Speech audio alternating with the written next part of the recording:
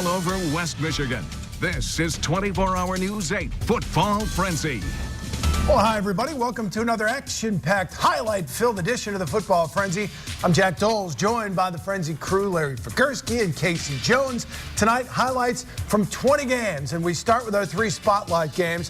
One of the biggest matchups in the state, Rockford at Muskegon. And boy, the Big Reds coming off that fantastic win over Grand Rapids Christian last week. And now we pick it up in the second quarter. It's 10-0 already. And the Big Reds strike again. Deshaun thrower to Justin Foster, 13-yard touchdown, and they're up 17-0. Third quarter, thrower calls his own number on the option. Over the defender, just plows him over. It's 24-0. And then thrower again. On the option, he's going to go 40 yards up the middle. He'll score. And that makes it 31-0. They would get a running clock in this game. Javante Thomas, 5-yard touchdown. Muskegon just hammers Rockford 45-0. It was September of 1980. Jimmy Carter was president. Gas was $1.25 a gallon. Jack and I were juniors in high school. We won't mention Casey. It was also the last time Mona Shore started a season at 3-0. Sailors trying to match that start tonight on the road against a fellow unbeaten in the Fighting Scots, who are giving up just 3.5 points per game coming in. If you hadn't had a chance yet to see Tyree Jackson, check this kid out from Mona Shores. Going up top here, he's going to let it fly to Asante Brown, who will do the rest. That's a pretty shake and bake. Down the near sidelines, 62 yards to the end zone. They failed on the extra point, but Mona let it 6-zip. Then good field position after a punt, and it is Tyree Jackson again, this time to Logan Smith, who snatches it away from the defender and takes it in. 25-yard catch and carry, lead up to 13. Midway in the second again, Jackson, this time downfield deep. Who else? Asante Brown, 47-yard score. You get the point. It's 26-6 at that point. Jalen Burton with a nice play here off a scramble for Caledonia to set up a score, but 32-20. Mona stays unbeaten.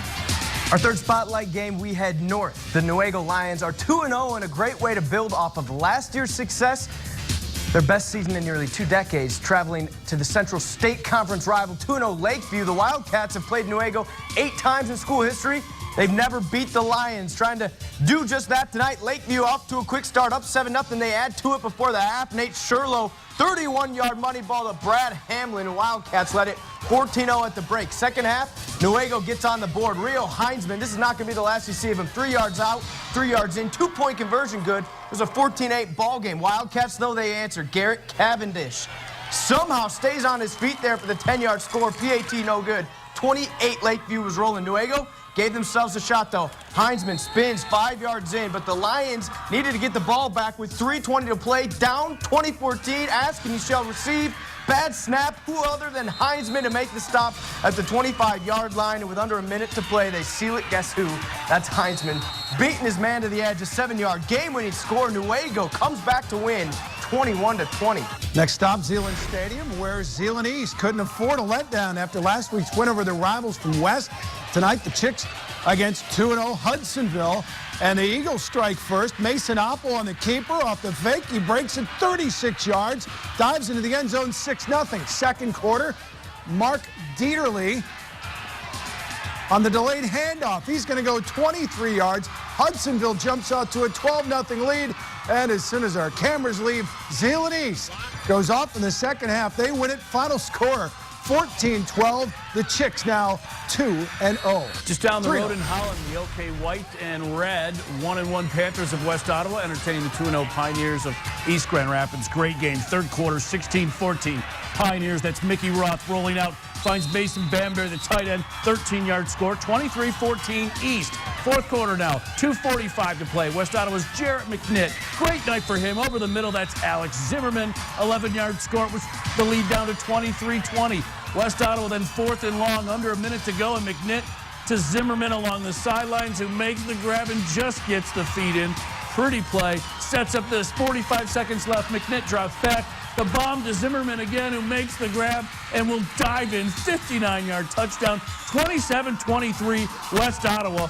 One last second play for Mickey Roth and company, but the Hail Mary will come up unanswered. West Ottawa holding off East Grand Rapids in a thriller 27-23. Well, after their only loss of the season last year, Don Fellows and the Christian Eagles responded with a 43-0 win over Kenowa Hills. Eagles coming off a loss last week to Muskegon. They had Kenowa Hills in town tonight. First quarter, Eagle ball. Tyler Sigler rolling out his pass. Going to be picked off by Josh Branstead, and that's a pick six. The Knights on top early, 7-0. Second quarter, Christian down 10-7. Dominic Pye is here, going to get the give. Take it right up the middle, cut to the left, a little stiff arm. TD, 14-10. Eagles getting their first lead of the game. And then look at this final play of the first half. Tyler Sigler going to drop back, roll to his right, and fire downfield. And he's going to find Miles Anderson for the score. Eagles up 21-10 at the half, and they go on to win it 27-10. Next stop, Wyoming. Okay, blue battle between Wyoming and Allendale. Falcons 2-0. Wolves 0-2. Allendale down 14-9 third quarter. Hayden Majewski to Tanner Vugteveen. That's a touchdown from 9 yards. 15-14 Falcons. Last play of the first half. Majewski the screen pass to A.J. Rapp, and A.J. makes the play. Breaks some tackles, gets outside down the sideline, and he's gone 55 yards. 38-22. Allendale now 3-0. Stop number 8 on 8, Spring Lake. Lakers last team in the Lakes 8 to open conference play. Facing the 1-0 Trojans of Fruitport, both 1-0 overall. Great finish, 7-7 game when I arrived at halftime. Watch Hunter Moe get this snap down, puts it down. This will break the 7-7 tie. Adam Ross, senior, just gets it over from 37 yards out. It was 10-7. Trojan D then pinned the Lakers deep in their own end. 7 to play. They decide to back out of the end zone, take the safety instead.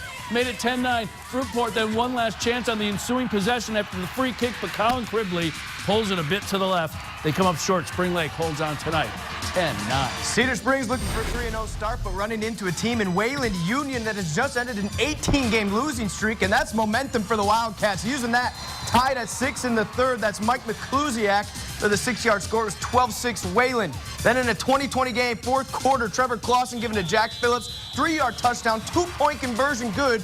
28-20 Wayland. Last play of the game. Austin Heiler going to find Taylor Van Dyke, a 19-yard score. They just need the 2-point conversion to send this game into overtime, but they're not going to get it. Pitch stopped by John Lucas Poe, and Wayland holds on for the win, 28-26. Got time for one more before the half. Northview and Ottawa Hills. Bengals trying to move to 3-0 to start the season. They get off to a nice start. First quarter, Rodney Davis going to find Samuel Beal. That's a 40-yard touchdown pass. Pretty catch there in the end zone. 6-3 Bengals. Second quarter, Devin Houston. He's going to go 20 yards on the touchdown run. Fakes the handoff. He's got a seam. He gets outside. 18-6 after the 2-point conversion. Northview wins it 32-6. Still to come.